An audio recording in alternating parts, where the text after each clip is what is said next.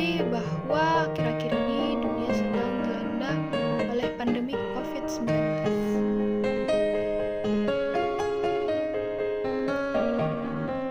Apa itu sebenarnya pandemi COVID-19?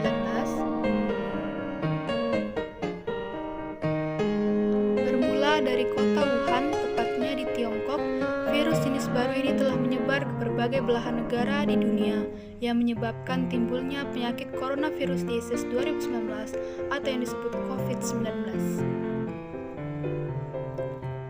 Wabah virus asal Cina itu memberikan tekanan perekonomian global yang luar biasa. Harga-harga di tingkat internasional, komoditas, hingga harga minyak dunia mengalami kontraksi. Menurut data terbaru dari virus COVID-19, virus jenis ini telah menyebar hingga ke 185 negara di dunia. Beberapa dampak virus corona terhadap perekonomian global. Yang pertama, pertumbuhan ekonomi dunia mengalami penurunan. Yang kedua, ancaman PHK besar-besaran. Ketiga, pasar saham terjun bebas. Dan yang keempat, industri pariwisata terpuruk.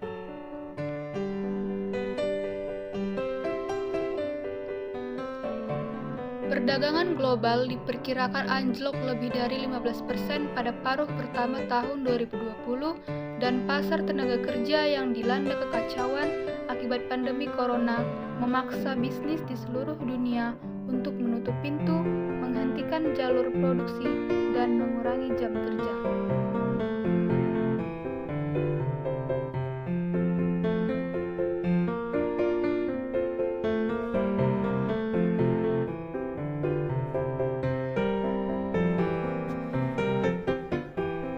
Pandemi COVID-19 telah memberikan dampak negatif di semua sektor, seperti sektor perdagangan, sektor pariwisata, manufaktur, dan kegiatan investasi yang menurun secara signifikan.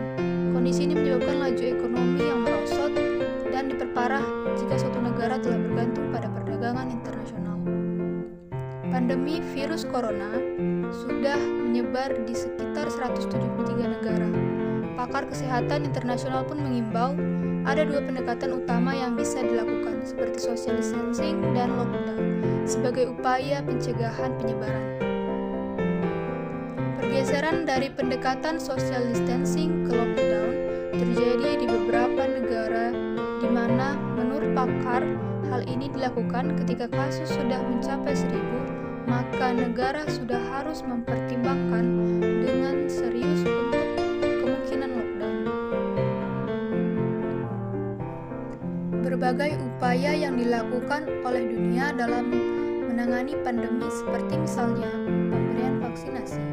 48% penduduk dunia sudah vaksinasi COVID-19 minimal 1 kali. Artinya sudah 6 miliar dosis vaksin yang lebih telah disuntikan seluruh dunia.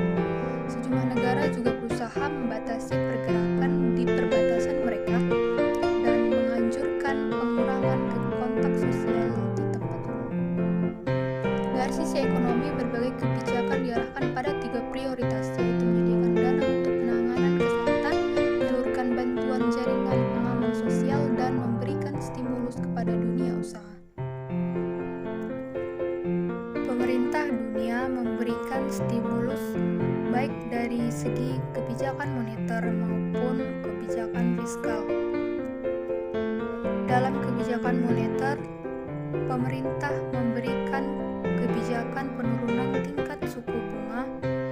Hal ini dilakukan untuk mendorong pertumbuhan ekonomi baik dari sisi konsumsi atau investasi melalui penurunan bunga kredit perbankan.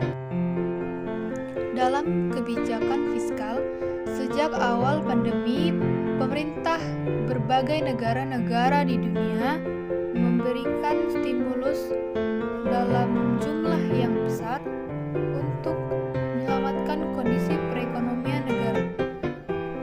Sebanyak 196 negara telah memberikan bantuan untuk membantu perekonomian negaranya, yang nilainya mencapai 11,7 triliun dolar AS atau setara dengan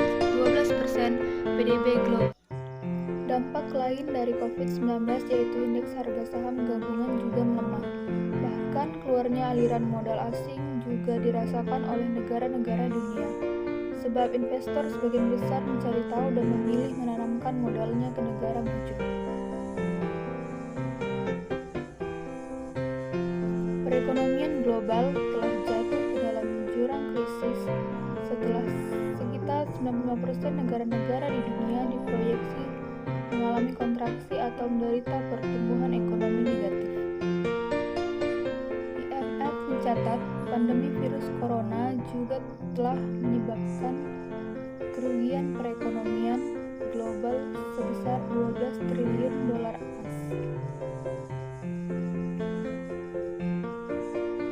Pandemi virus corona menyebabkan banyak lembaga besar dan bank memutuskan untuk mengubah perkiraan kondisi ekonomi global, termasuk Organisasi untuk Kerjasama dan Pengembangan Ekonomi atau OECD, Organization of Economic Cooperation and Development.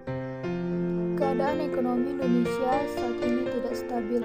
Sektor ekonomi lemah karena adanya pembatasan sosial berskala besar pada masa pandemi COVID-19 berlangsung.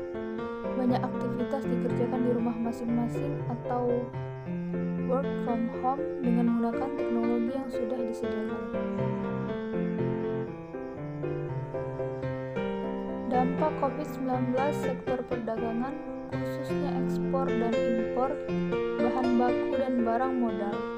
Produksi turun, barang langka dan harga barang terus meningkat, sehingga menimbulkan inflasi.